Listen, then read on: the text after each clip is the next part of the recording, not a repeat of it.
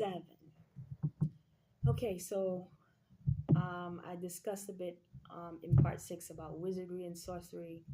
Pretty much the same thing that's going on in the USA, and it does go on via devices placed in individuals.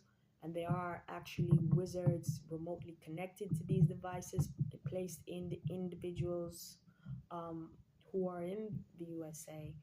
And basically some level of witchcraft is also involved. It's very satanic. It's evil. Wicked angels are connected to these wizards and devices, and they have shame and embarrassment going on. And um and they some individuals cleave to this wicked angel of shame and embarrassment, especially during arguments, um, basically to try to subdue their opponent, mentally or emotionally, or to make them like appear as if they won the argument when they just got off topic and didn't look for a solution, which is what we're supposed to do as individuals, and as adults. Look for a godly solution and walk in wisdom, right? Stay on the topic and find a solution. However, I learned that these wizards of shame and embarrassment and wicked angels behind them and inspiring them, because they get their ideas from somewhere and it's coming from evil, um, basically like to distract the person with pieces of their past, which is it's unnecessary. we're all we all have sinned and come short of the glory of God.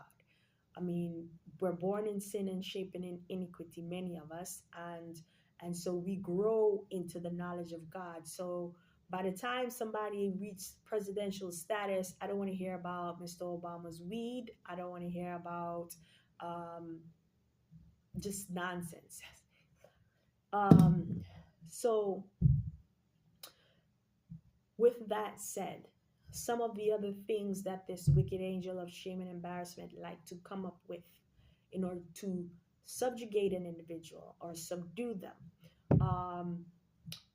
For example, the UFC man, I guess he must feel really great and on top of the world, being at the White House and being able to do this match or be a part of whatever that was, and decided to, in pride and in self, not glorifying God, not walking in selfless love, decided to say Michelle Obama is a man.